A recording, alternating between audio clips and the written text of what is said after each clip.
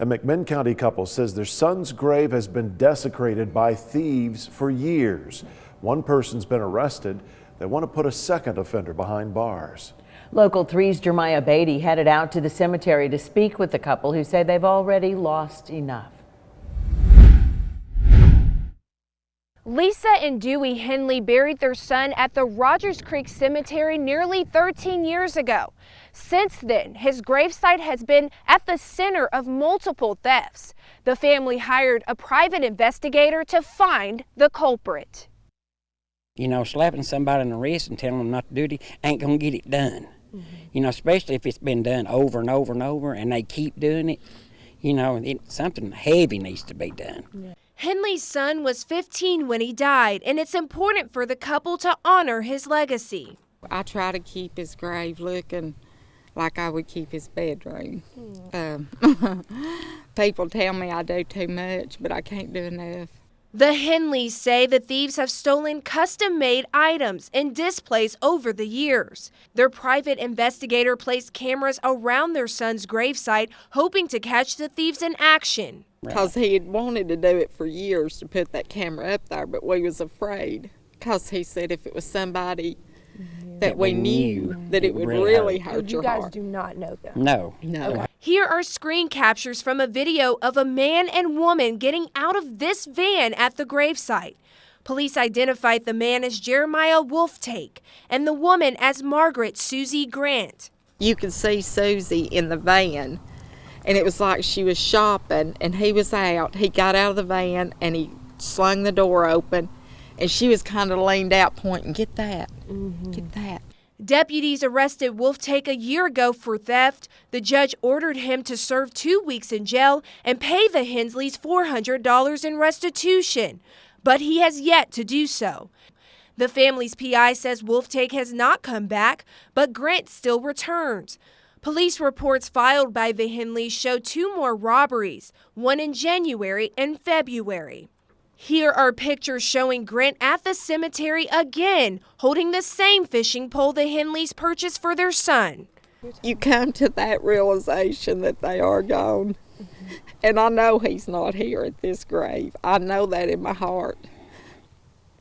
But at least he could be at peace if people would just leave him alone. Right. The McMinn County Sheriff's Office has issued a warrant for her arrest. Anyone with information is asked to come forward. Reporting in McMinn County, I'm Jeremiah Beatty. Investigators say Margaret Susie Grant is wanted in 2 counties, both for property thefts. You can call the number on your screen if you know where she is. The number is 745-5620. Police are searching for the man who robbed Regions Bank in downtown Chattanooga this morning. Cornelia Nicholson has details on just what happened. Early Monday morning, police shut down several blocks of downtown Chattanooga when a suspect dressed in all black and armed with a rifle walked into Regions Bank. Police say he fired several shots before taking off with an unknown amount of money. It looked like an attempt to threaten, personnel inside the bank. No one was injured and the suspect got away before police arrived. Chief Murphy says they are combing security camera footage and talking with witnesses to find out more details. So we are just diligently making sure that we canvass the area through technology, try to see if we can trace the steps of the person, how they got here and where they went. Well, the suspect is not in custody. Chief Murphy says there's no threat to the public.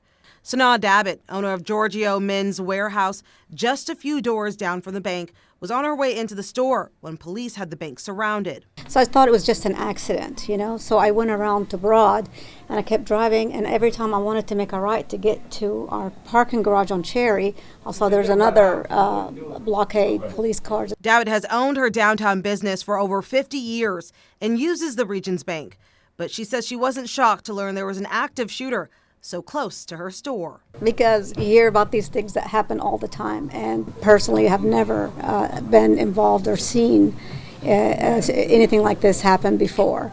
Dabbitt says she feels downtown is extremely safe, and she's concerned the situation will cause people to be afraid to come downtown. We feel right at home. I feel extremely safe. There's police guards in front of every bank. We have more guards and police presence than probably anywhere else in the city. Cornelia Nicholson with that report. So far, police have not caught the armed man. Have another look at him. They say he's white. Today, he was dressed in all black. There he is on the right there. If you have any information, call 698-2525. As to why this is not considered an active threat at this time, Chattanooga police say investigators determined the goal of robbing the bank had been achieved. They say there were no indications showing the suspect was in the area or at large presenting an immediate threat in his attempt to flee. A bill moving through the Tennessee House is aimed at changing the juvenile justice system. As it's written, 17-year-olds would be sent directly to adult court for something as simple as a traffic violation. Teenagers 13 to 16 years old who commit certain serious crimes would also bypass the juvenile court system and go straight to adult criminal court. Some of the offenses are rape, robbery, and attempted murder. Local 3 spoke with Hamilton County's juvenile court judge Rob Filyaw to get his take on the bill. He says this bill goes against the reason juvenile court exists. Judge Filyaw says as a judge, he tries to reach and help children who make mistakes. He says the system may need tweaking, but it is working now. The way the bill is written, it's currently would include all 17-year-olds for all charges, 14 and 15 and 16-year-olds for serious charges against a person, and 13-year-old and down if it's attempted murder or of course murder would go, not of course, but murder would go straight to the adult court, straight to the jail. Judge Filyaw says if this bill passes, it will be a huge problem for law enforcement because the jails in our county are not equipped to house juveniles with adults. The bill will be heard by the Senate Judiciary Committee tomorrow. It will then have to pass in both the House and the Senate before it can be signed by Governor Lee. With the cold night ahead, the Chat Foundation, formerly known as the Community Kitchen, has opened their cold weather shelter. It's open until 6 a.m. tomorrow.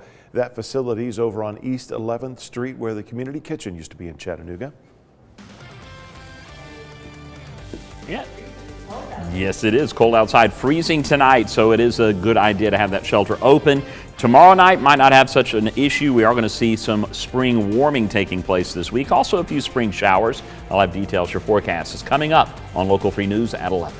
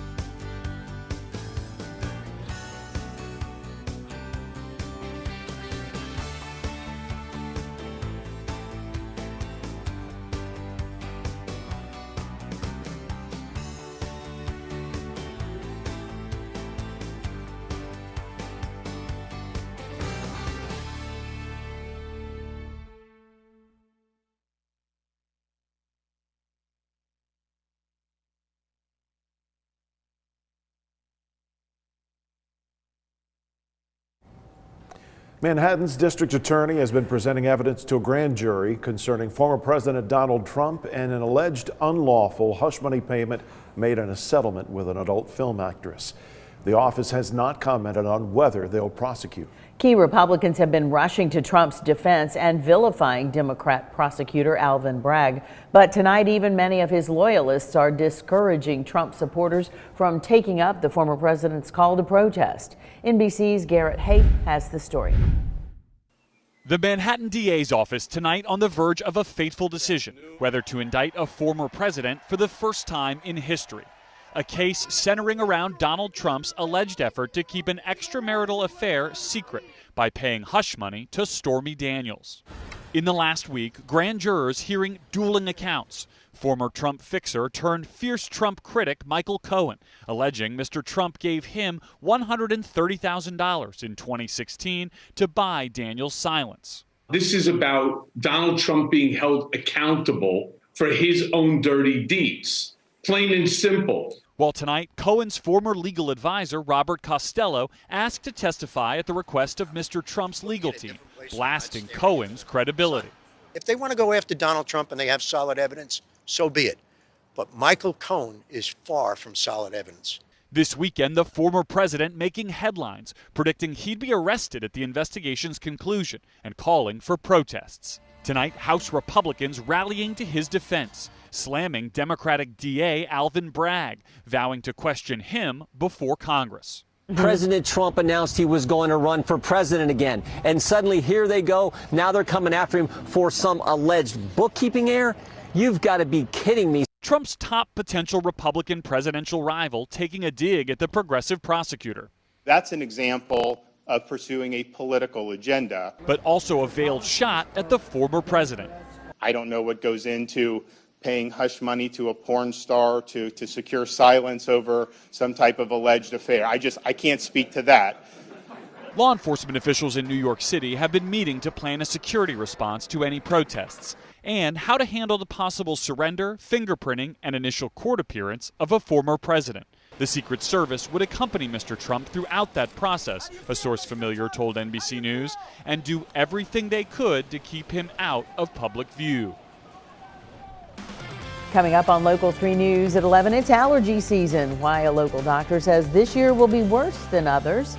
More is next. Plus, it's farewell to a favorite restaurant in East Ridge. Wally's is closed.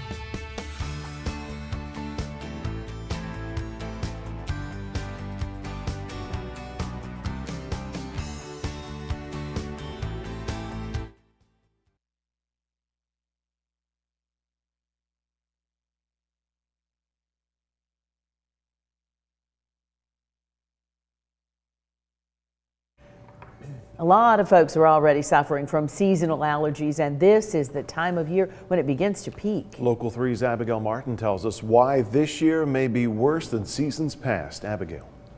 The pollen count will increase soon, triggering many people's allergies. Each season is different, but Dr. Mark Cromie says Chattanooga is one of the top 5 spring allergy capitals. Studies are showing that the pollen is already coming out in an earlier fashion. I think we're about a week or 2 ahead of schedule.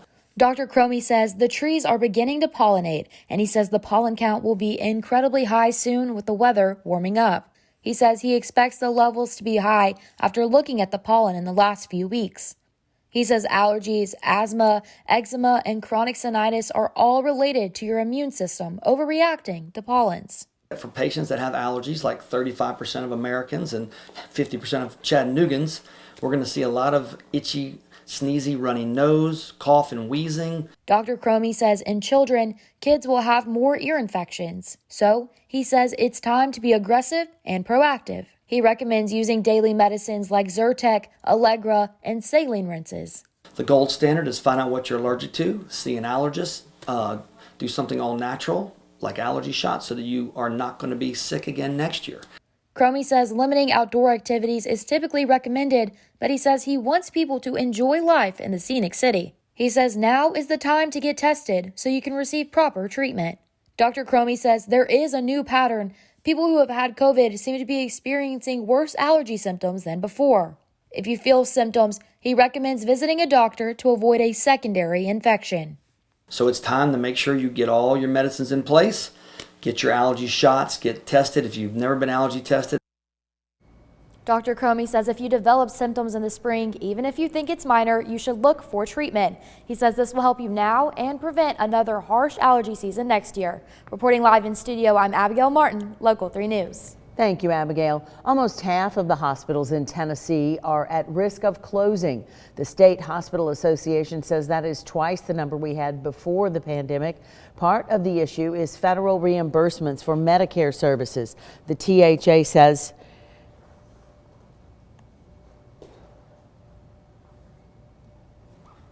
most rural hospitals in the state are not reimbursed at a rate that keeps up with their expenses, leading to more and more of them getting closer to closing their doors for good.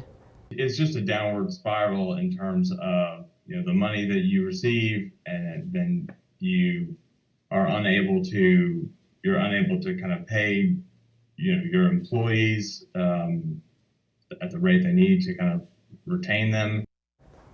Last year, hospitals across the state reported a 3% profit loss, which added up to about $500 million. The THA says it's partially to blame on higher operating costs, which have totaled more than $3 billion over the last 4 years.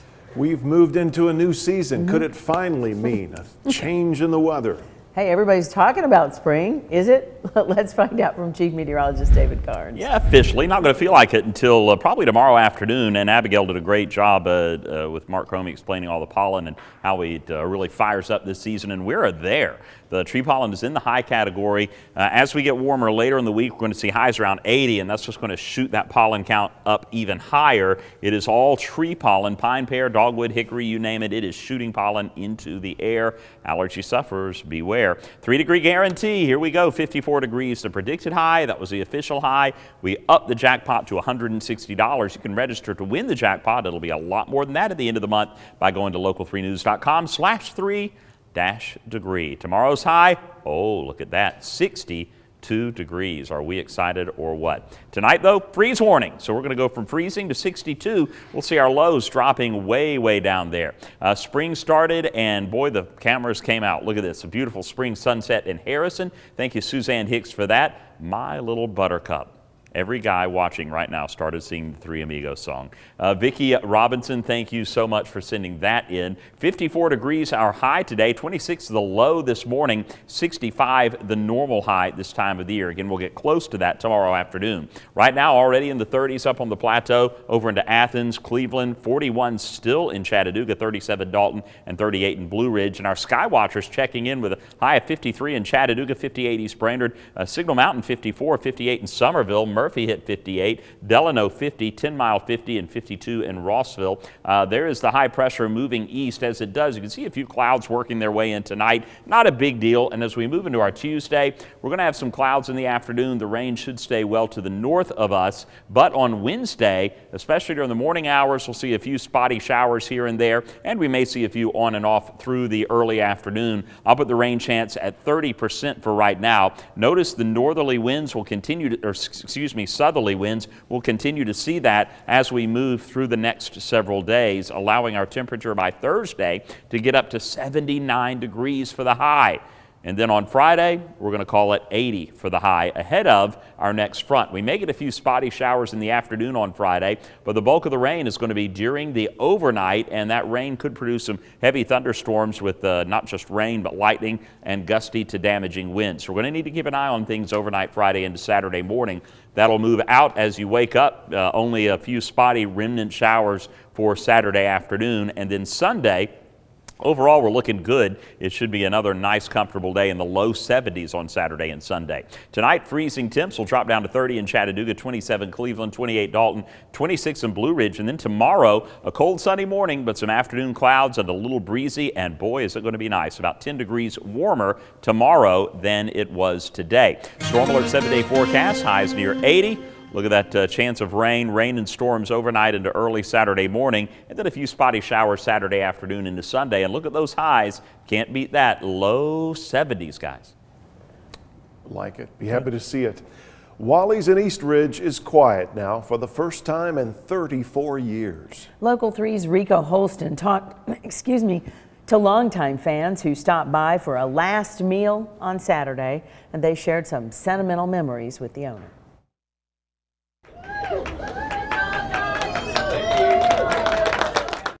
34 years here. Both of my children are here today, and both of my children literally grew up in this operation. I'm just in a stage in my life where this is pretty stressful as far as the things that are going on, today's labor market, food cost, and it's just a good time. There's a lot of exciting things happening in East Ridge and a lot of excitement. And I think it's time for something new and exciting to come to this corner. I've worked in a restaurant busting tables as a young person, as a teenager, and it's a restaurant business is nonstop. My husband and I were the first interracial couple to be married in Chattanooga, and I have to admit that Wally's was very nice to us when a lot of people didn't particularly care to see us together. They opened their doors to us and always was welcoming. Thank you all. Yeah. A lot of great memories. I guess one of the best memories is when we transitioned from the old building. We stayed in that building for 10 years, and then we moved into this building right around the year 2000. That's a great memory in that old building over there. We went through the blizzard of '93. That was very exciting, being this close to the interstate. It was 3 days of unbelievable stories and things. And we'll see them elsewhere. That's the way I look at it.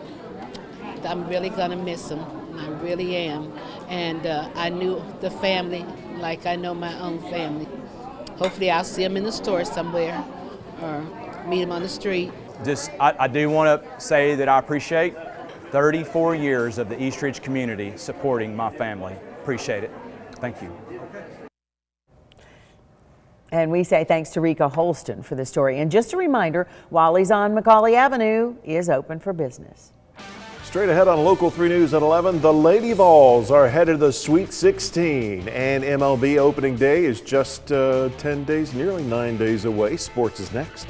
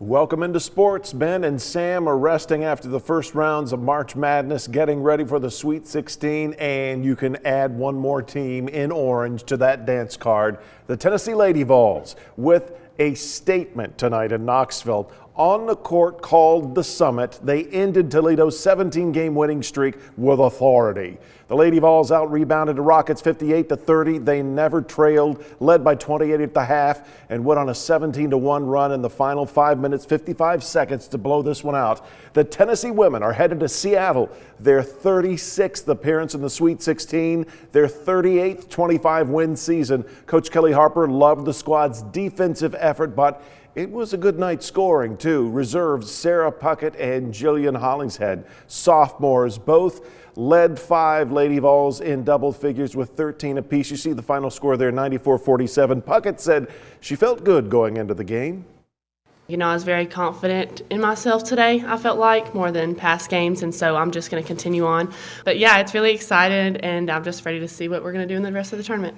Defensively, our aggressiveness, our focus, and really just the belief in that's where we can win games.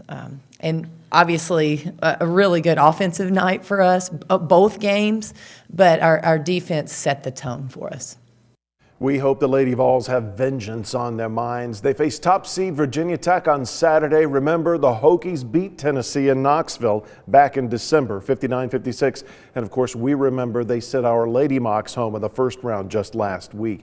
And the men in orange will keep dancing come Thursday for the second time under the stewardship of Rick Barnes. They've made the Sweet 16. Should Tennessee move on to the Elite 8, it'll be the program's first trip since the Bruce Pearl era.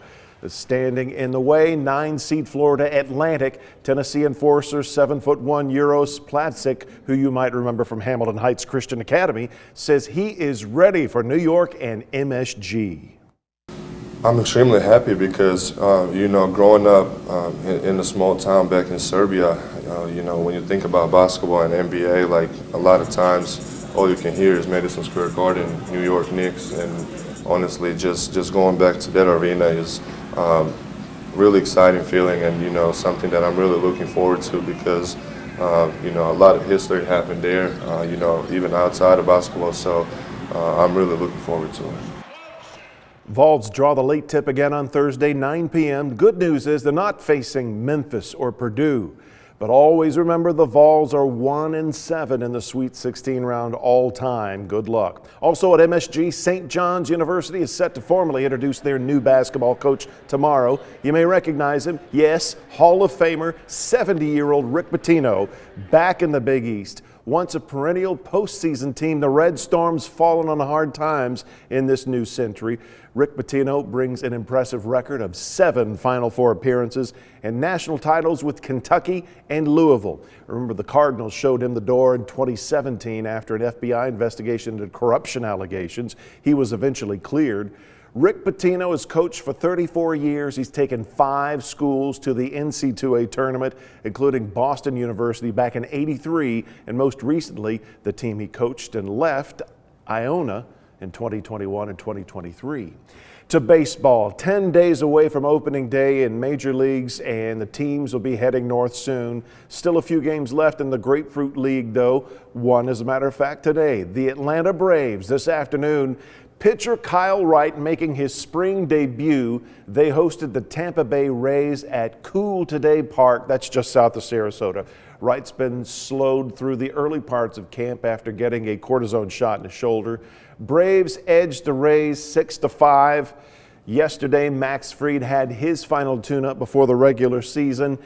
The ace was in midseason form, tossing 6 1/3 innings, striking out 5 this spring. He tossed 11 1/3 scoreless innings, plus 4 more against Puerto Rico. We'll see who the starter is when they face Washington for the season opener. Snitker has a pretty easy decision. That'll do it for sports.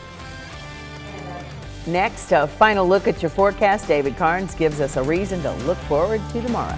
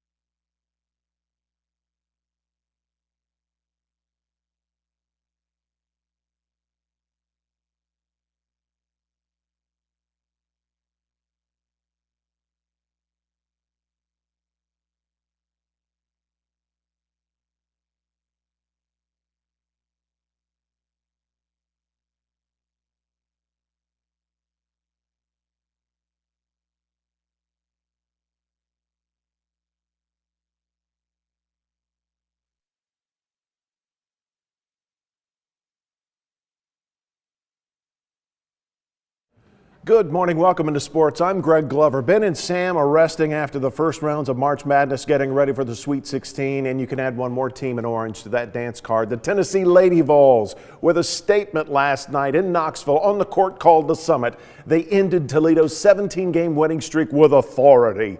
The Lady Vols out-rebounded the Rockets 58-30. They never trailed, led by 28 at the half. They went on a 70-1 run in the final 5 minutes 55 seconds to blow this one out. The Tennessee women are headed to Seattle. Their 36th appearance in the Sweet 16, 38th 25-win season. Coach Kelly Harper loved the squad's defensive effort, but it was a good night scoring.